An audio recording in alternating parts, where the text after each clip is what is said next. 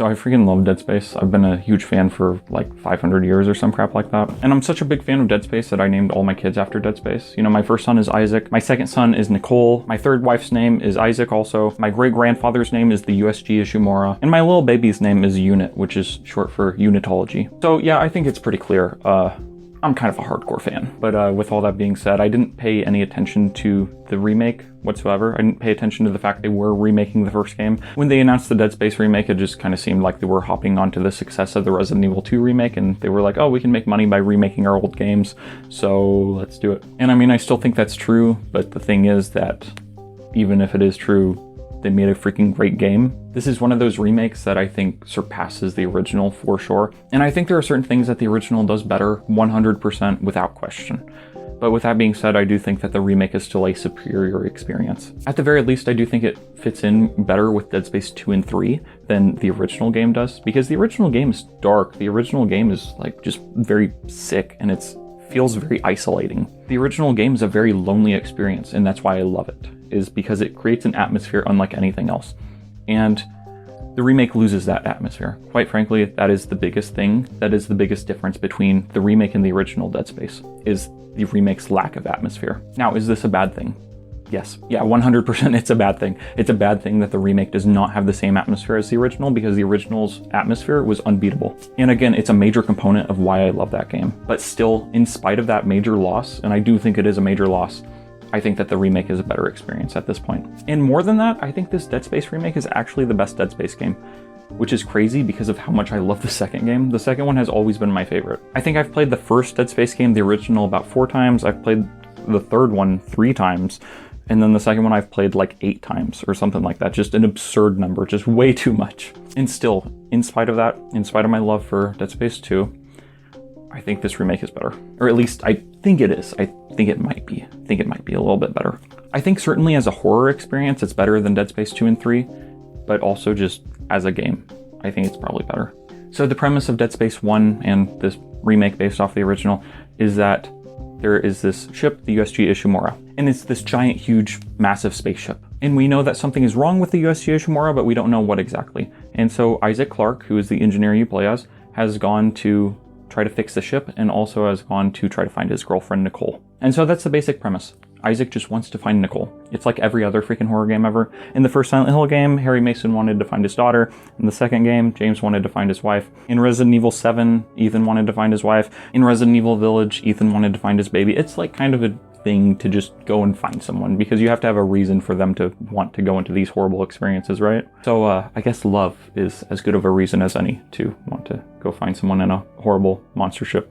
So that's always been one of the major appeals of Dead Space, and especially back whenever it came out, back when there was only one Dead Space game, the appeal was the fact that Isaac Clarke was just a guy. He was just a space engineer, right? And that's kind of hilarious. It's kind of hilarious that he plays a space engineer, but really that's the appeal of Dead Space, is that Isaac isn't a super soldier. He's not, you know, some cocky, headstrong military guy. He's just a dude. He's just a dude who went to a kind of crappy college and is just looking for his girl. And so in the original game, Isaac didn't have a personality. He was the kind of typical voiceless protagonist. You know, it's the kind of thing that was big about 10, 15 years ago and before that, because you have all these games, you have Halo, Doom, Half-Life, all these characters that don't have voices, really. And Isaac, I think, was just kind of another one of those characters. He didn't really have anything going for him, other than he wanted to find his girlfriend. But with the second and third games, they gave him a voice actor, Gunnar Wright, who's excellent. I can't imagine anyone else being Isaac at this point. And so I feel like you never see this, where they remake something, but they get the original actors to come back. And I guess Gunnar Wright isn't technically the original actor, since he wasn't in the first Dead Space game, but if you played the character 10 years ago, then, you know, whatever. So I want to get this out of the way real quick. This game is like the best looking game I've ever played. And I don't care about graphics. I don't know that I've ever talked about graphics before in another video, because it's one of those things to where nice graphics are nice, but at the same time, there are plenty of games I love that have garbage graphics. There are plenty of older games that I love and still adore that look not great. They haven't aged particularly well, and that's okay, because that's just the way time works, right? And so I think because of that, I've never really gotten too attached to the idea of having nice graphics. But there are just so many little details in this game that are freaking brilliant. Some of my favorite graphical details are just all about Isaac's suit. So for instance, whenever Isaac goes into space, he is covered in a layer of ice and frost, and then whenever he comes inside, it melts. And the ice and frost turns into water, right? And so his suit is wet afterwards. And it's a very minute detail. It's not really that important, but it's just very cool to see. And on that same note, the way that blood looks in this game is absolutely phenomenal, because his suit, whenever it's covered in blood, looks like it's covered in blood. It's gross, and that's exactly what you need it to be in Dead Space. This game has some weird bugs though, and it has been out for like 6 or 7 months at this point. So you would hope that the bugs would have been patched, but they're not, at least for me on PC.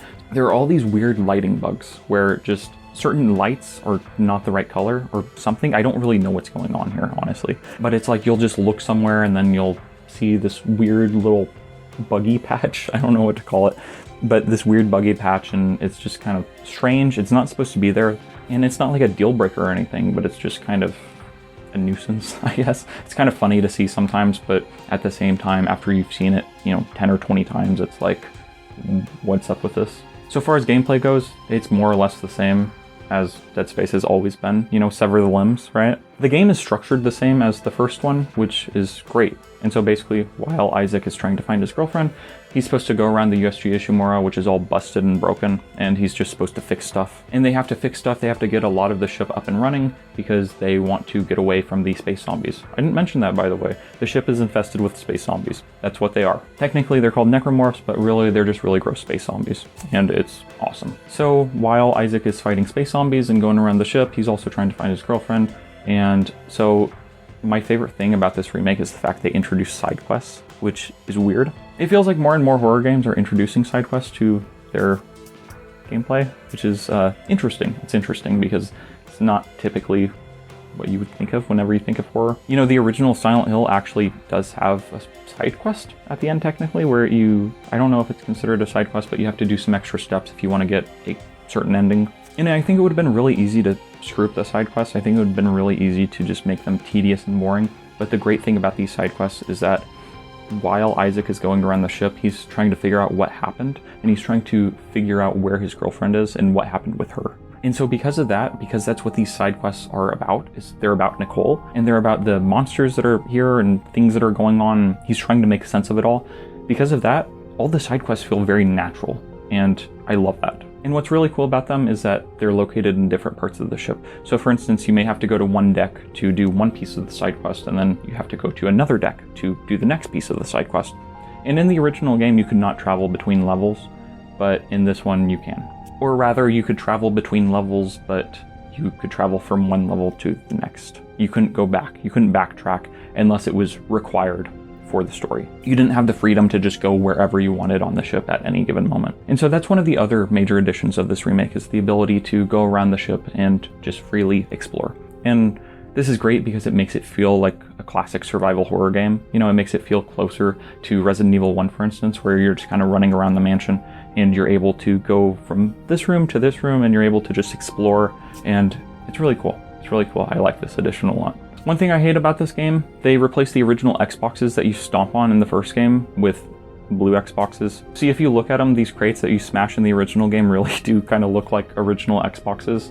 Not Xbox Ones, because those are different, but OG Xboxes. And I don't know if that was some kind of statement on PlayStation superiority or PC Master Race bullcrap. Anyways, they changed it, and I hate it because it doesn't make me laugh every time I smash an Xbox. So yeah, like I mentioned briefly, the gameplay of this game is you are supposed to sever the limbs of the space zombies as opposed to going for headshots, which, especially back when the game came out, this was an excellent thing. This was an excellent feature. Or feature is the wrong way to describe it, but this is an excellent way to kind of make the gameplay unique because of the fact that for years and years and years and years, you've been trained to go for headshots, right? If you're playing Counter-Strike or Call of Duty or whatever, you go for headshot.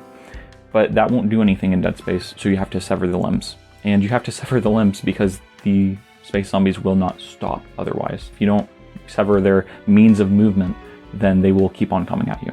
One of the big appeals to Dead Space has always been the fact that instead of being a super soldier, Isaac was an engineer, right? And so because of that, he doesn't use guns mostly.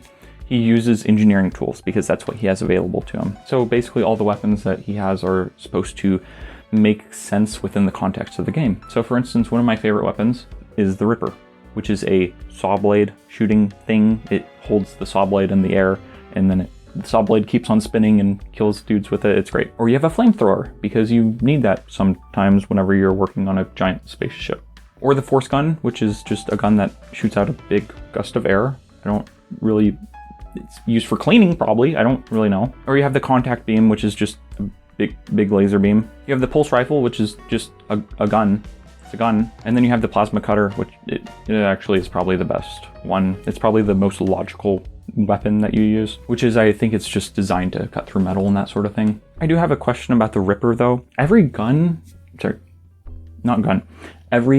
engineering tool that you use in this game has a secondary fire option. It has an alternate fire mode. So explain to me why the Ripper, the saw blade that floats in the air, why is it secondary fire mode to just shoot saw blades out? In what world do you want that? In what world do you want someone, just an engineer, shooting saw blades out? Like, that's super dangerous. And then they ricochet. They ricochet off walls, and it's like, this doesn't make sense. And we love it for it because it's funny. But I don't think it makes sense. That's what I'm trying to say. I don't think it makes sense, but it's fun, so it gets a pass. Then of course you get kinesis, which you use to grab stuff and throw it at people, and then you get your stasis beam. It's not a beam. Stasis. Psh, psh. That thing. Like your Iceman from the X-Men, but it's like, instead of freezing dudes, you like slow down time. They kind of sucked in the first game because they didn't really know what they were doing, but in Dead Space 2 they figured it out, and so all that they did for this remake was they just made the kinesis and stasis like Dead Space 2 and 3, which is good because that's all you needed to do.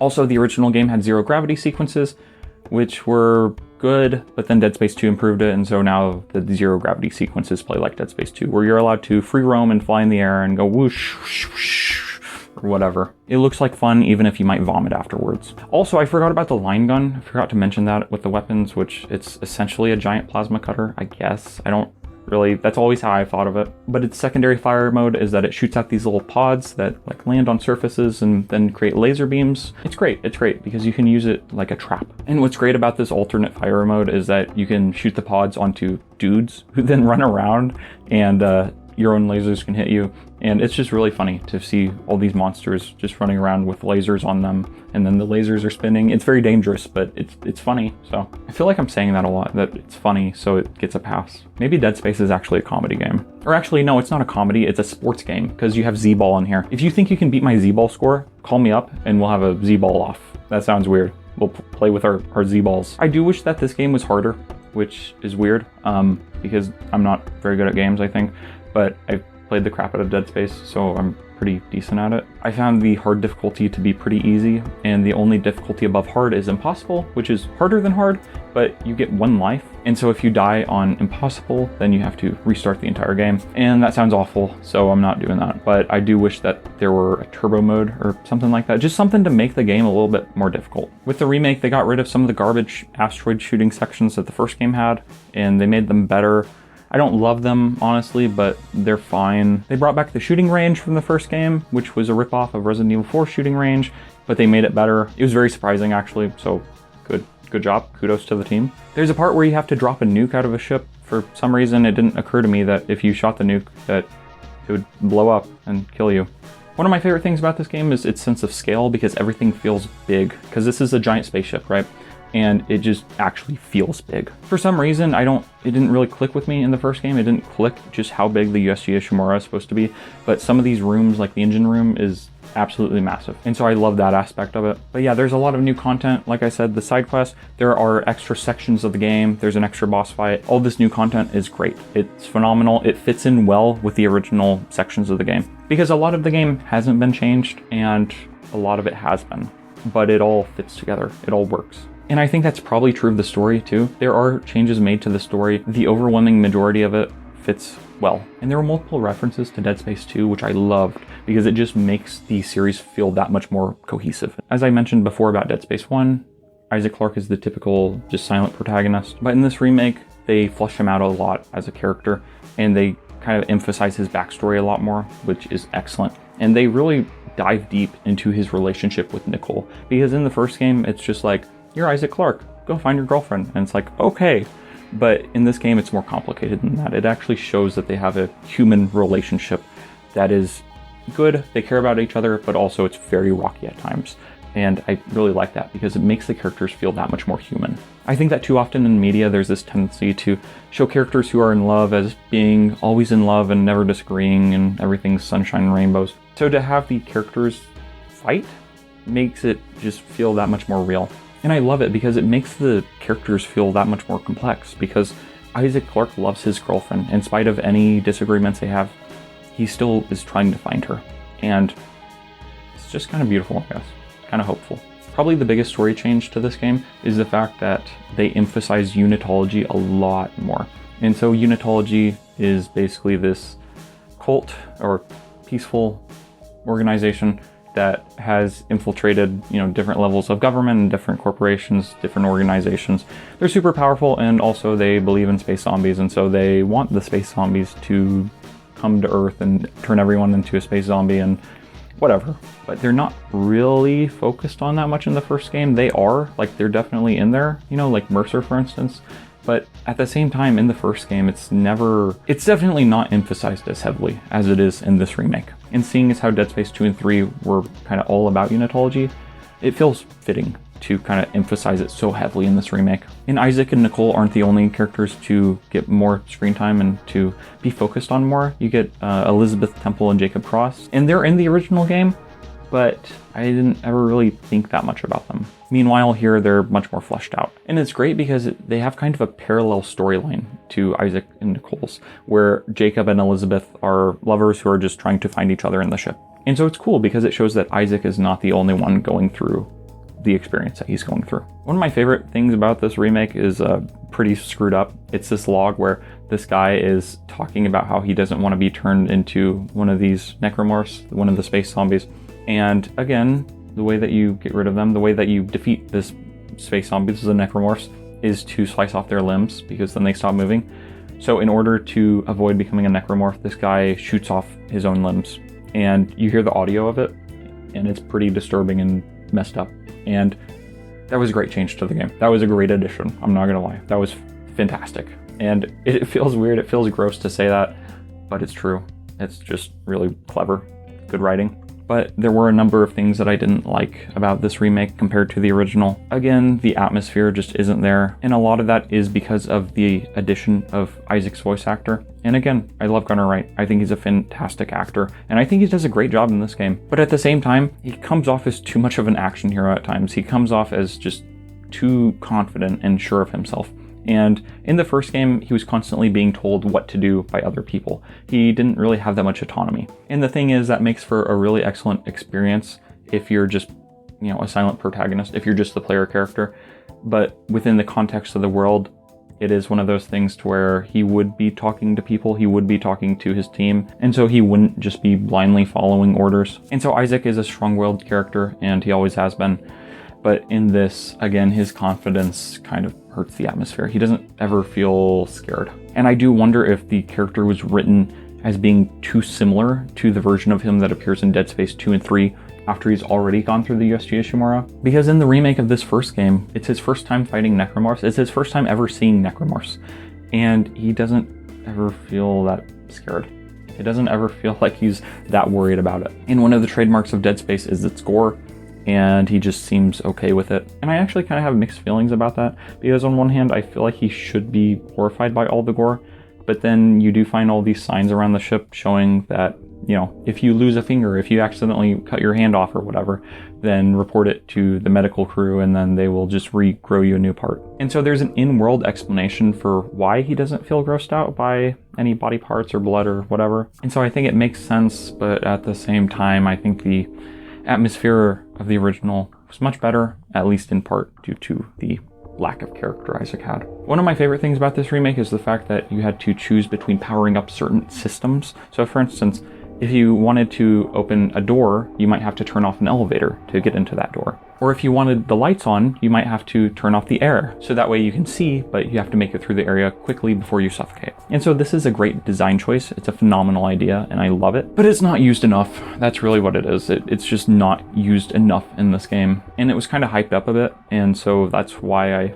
find it disappointing, I guess, because some of the early areas use this entire system in great ways, but by the end of the game, it just kind of feels like it's not all that interesting. It kind of feels like it's like, okay, yeah, I just need to turn off the ambiance sound and then I can power up the elevator, which is literally a thing that you can do. And so it's a great thing, but it's just, I would have liked to see it used more. Another thing I don't really like about this game is that there's a scene where you see a guy transform into a necromorph, and I don't know if you ever have that in the original game, like a cutscene like you do with this game where the captain is turned into a necromorph. And it's fine, it's a fine scene. The scene in Dead Space 2 where you see a necromorph transformation is so much better though, because it's so much more grotesque and like just disgusting. And so I don't know why that is. I don't know why this remake feels less gross than the original games, but it does, I think. And so that's just kind of weird, because I don't think they turned down the gore. I don't think they turned down the blood. Because it's still super disgusting, but I think it's lacking some of that sadism of the original games. And so it sounds messed up to say it, but that's one thing I like about those games. And that's not to say there isn't gross stuff in this game. Again, there's the guy who cut off his own limbs, but I feel like it's just kind of lacking. And again, I feel weird talking about this. I feel weird kind of saying that the first game did it better because it's grosser, but I think that's what it is the first game is grosser. So, yeah, but I do think that made the first game a more effective horror title than this one is, because I've played Dead Space a billion times, so I don't really get scared by it, and I'm not that scared by horror in general. I find it comforting usually, which I made a video on. But yeah, because of the fact that it just doesn't feel scary, because of the fact that the atmosphere isn't there, and then the sadism and just certain things are not as good as they are in the first game. Because of that, Dead Space Remake is not as effective as a horror title. And then I think a lot of the sadism is just because Mercer sucks now. Like, just flat out, Mercer is, he's fine. Like, he's good, but he's just not as effective of a villain as he was in the first game. Because in the first game, he did feel more twisted. He felt a lot grosser. He felt a lot more crazy. He felt less sane, really, which that's just me saying the same thing twice, but that's okay. Because the original Mercer feels a lot more consumed by his unitologist beliefs than this remake Mercer. And in the original game, whenever you go into Mercer's office, there's a bunch of severed heads lying around and it's super gross. And they tried to replace it in the remake with one of the giant necromorphs that turns people into necromorphs. And then also he has a patient in there who's still alive. And that is actually something I really like about this game, is they made it to where Mercer is actively experimenting on people, like during the necromorph outbreak and stuff. He has all these people tied to stretchers and, not stretchers, but like rolling beds, I guess. And he's experimenting on them throughout this, and it's gross, and I like it. And then one last thing, I wanted to talk about the ending, the very end, and the big revelation of the game. So, this is a spoiler warning. Okay. Alright, we good? Okay. So, in the original game, Isaac finds out that Nicole, the girl he's been searching for this entire time, is actually dead. And not only that, she's been dead since before he even left to come to the USG Ishimura. And in the original game, because he doesn't have a voice actor, they had to portray his feelings through his body language. And so, you know, he does this thing where he like looks down and he's like, no, I can't believe that this girl that I've been searching for has been dead this whole time. No. And in the remake, I was really looking forward to seeing how this moment would play out, because Isaac has a voice actor now. Gunnar Wright's a fantastic actor. Let's see what happens. And nothing really happened. Isaac isn't too upset about it, I feel like. And it's just kind of sad. It's kind of a missed opportunity, because they could have done something really emotional and really impactful here. But it just doesn't feel like that happened. There's the revelation that Nicole is dead, and it doesn't affect Isaac like it should. And it's said by another character that deep down, Isaac has kind of known this entire time that Nicole was dead. Still, there should have been something more, I think. There should have been something more.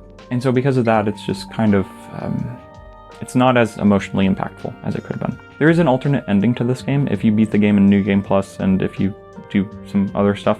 And it's really cool, actually. I really dig it. And it's an ending that, if it had been in the original game, would have set up a completely different sequel. And I think it would be cool to see how something like that would have played out. One of my favorite things about this game is that you can use stasis to freeze something in time and then to burn it to death, which has to be just about the worst way to go. Just burning alive without, you know, being able to scream, without being able to shut your eyes. I mean, you're feeling it, I assume, but you can't do anything. It's just kind of dark, kind of messed up. So in conclusion, I think that in spite of my criticisms of this game, I think it's probably the best Dead Space game. And again, that's not something I say lightly because I love the original games, but in spite of its flaws, I think that this one is the best overall package. I think it's the best overall experience. And I think that I wouldn't even recommend the first game at this point. I would just say, go ahead and play the remake. If you have to choose between one or the other, the original or the remake, play the remake. But if you do want to go back to the original, I would recommend it, just because, again, its atmosphere cannot be beaten. So there you have it. There are my thoughts on Dead Space 2023, because that's what we're doing now, is we're just adding years to the titles of games. And so thank you for watching. Actually, the scariest thing about this game is not the monsters, it's not the creaky ship, it's not the lack of lighting in the darkness, it's not the idea of dying alone, completely cut off from everyone. It's the bathrooms. Because you see, the bathrooms, I went into a bathroom and none of the stalls had doors on them, right? They're just toilets. And they have walls between the toilets, but like people can just pass by and then like they can look at you and like make eye contact with you as you're taking a dump. And that prospect is horrifying. And then I left the bathroom and then I saw the sign that said it was an all gender bathroom. And so that makes it like so much worse, because imagine that you're just taking a dump and you're just trying to take a dump, you know, you have your head down, you're not trying to look at anyone because that's weird, and maybe it's normal in the space future, but it's weird. I don't want to look at anyone. I don't want to make eye contact with anyone when I'm trying to poop. I have a hard enough time like using the urinal whenever there's someone next to me, so I don't want to make eye contact with someone. And so the reason why this is so scary is just imagine you're taking a dump in this all gender doorless, we're leaving that in, doorless bathroom. And then your crush walks by and then you just make eye contact with them. And then you can never speak to her. You can never speak to them. You can never speak to your crush because they made eye contact with you when you were pooping. And or worse, imagine that you just see your crush taking a dump and then you're horrified. I don't know. It's scary. It's scary. I'm having an existential crisis over here because of this. It's like the future is a scary place. The future is a scary place. Can we please keep the doors on the bathroom stalls? That's all I'm saying. That's my plea. That's my wish. So thank you for watching, and have a nice night.